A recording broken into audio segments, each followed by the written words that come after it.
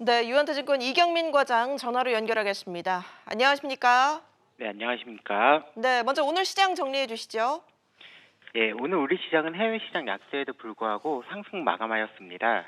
코스피 지수는 전일 대비 21.04포인트, 0.89% 상승한 2386.94포인트에 마감하였으며 코스닥 지수는 전일 대비 7.11포인트, 0.82% 상승한 869.69포인트에 마감하였습니다. 해외 이슈로는 최근 미 트럼프 대통령의 행보가 이야기되고 있는데요. 어제도 이슈가 있었습니다. 경기 부양책 관련되어 본인은 1조 6조 달러까지 양보하였으나 야당은 코로나와 무관하게 자신들만의 지역을 위한 조치를 하고 있다고 비난하며 합의는 대선 마치고 할 것이라며 중단을 지시하였고 대법관 임명에 집중하라고 하였는데요.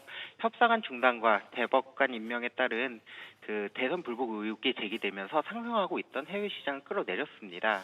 또 일부 하원 의원들은 빵 기업들이 독점적인 권리를 가지고 있다고 하면서 기업을 분할해야 한다라는 취지의 발언을 했습니다.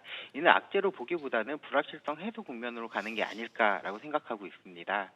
우리 시장은 이런 해외 이슈로 인하여 하락 출발하였습니다. 장 초반 외국인의 매도가 한 30분 정도 나왔습니다.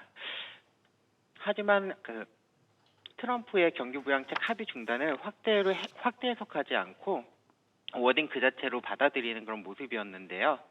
추후 부양책이 시행될 수 있다는 의미로 좀 판단을 하고 있는 그런 모습이었습니다. 일전 대북 이슈가 있었을 때도 트럼프의 판 흔들기를 여러 번 겪었던 이유인지 몰라도 단순하게 협상의 기술로 받아들이는 모습이었고요. 기관은 장 초반 매도하다가 10시 30분 기점으로 순매수하면서 12시 반 기점으로 순매수로 전환되어 시장을 좀 이끄는 모습이었습니다. 마이크론이 중국의 창신 메모리에 특허 관련 소송을 제기할 수 있다는 소식에 우리나라 반도체 기업이 반사 이익을 누릴 수 있다는 분석이 나오면서 삼성전자, 하이닉스 중심의 반등이 음. 나왔습니다. 외국인과 기관 모두 전기전자와 화학 업종에 순매수를 보이며 시가총액 상위주 중에서도 해당 모습이 이어지는 그런 모습을 보였습니다. 네, 삼성전자가 오늘 반등하는 모습 보였다고 말씀해 주셨는데, 저희가 사실 어제 방송에서 삼성전자 실적 발표일을 오늘로 알려드렸는데 내일입니다. 잠정 실적 발표가 내일 오전에 발표된다는 점 다시 한번 정정해서 알려드리고요. 과장님, 실적 발표 하루 앞두고 오늘 삼성전자 분위기 조금 더 자세히 전해주시고 그 외에 또 눈에 띄는 종목들 어떤 게 있었습니까? 예, 우선은 어제 삼성전자의 잠정 발표 실적이 오늘이라고 잘못 알려드렸던 부분에 있어서 정정 다시 한번 드리고요. 내일 발표입니다. 하지만 투자 전략은 어제 말씀드렸던 것까지 유효한 그런 부분인 것 같은데 앞으로 정확하게 한번 더 체크해서 말씀드릴 수 있도록 하겠습니다. 삼성전자 실적이 10조 2천억 정도 이야기 나오는 것 같습니다. 내일 장전에 한 8시 반 전후로 발표하게 될 건데 실적 좋게 나오는 거에 따라서 더 좋게 나온다라고 하면 시장에서 화답하면서 올라가느냐 아니면 재료 소멸로 빠지느냐 하는 그런 부분이 제일 중요할 것 같은데 아마도 좀 오르지 않을까 생각하고 있습니다. 따라서 내일 만기일이지만 크게 부담 가지지 않는 만기일이 되지 않을까라고 말씀드릴 수 있을 것 같습니다. 이어지는 내용인데요.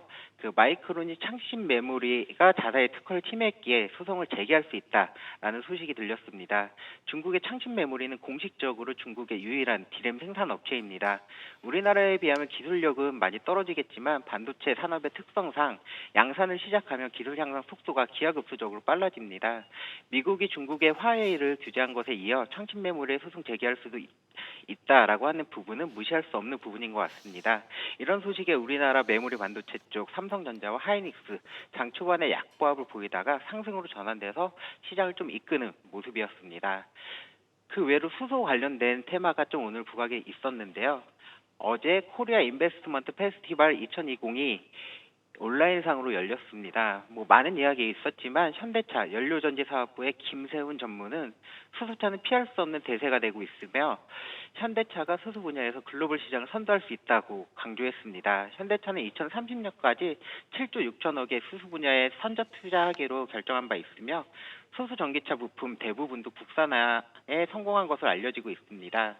해당 부분으로 있어서 해당 부분이 미 대선의 조 바이든 후보가 약진을 보이는 그 친환경적 부분과 약 잘 맞물리면서 모토닉이나 에코바이오, 대우부품, 두산 퓨얼셀, GMB 코리아 등 수소차 테마가 오늘 변동성을 좀 강하게 보여줬습니다.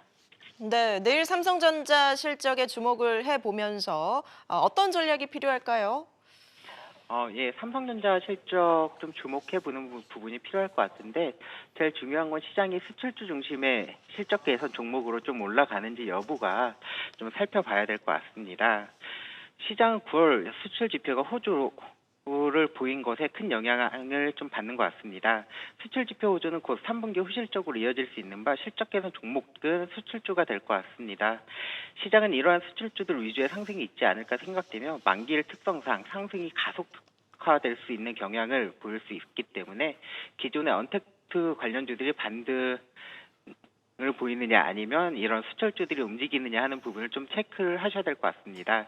기존 언택주들의 그 반등도 단순 반등으로 보기보다는 코로나19 국면에서 언택트 관련주들이 실적이 좋을 수밖에 없기 때문에 언택트의 반등이라고 하기보다는 실적 기대로 또 엮일 수 있지 않을까라는 생각이 들거든요.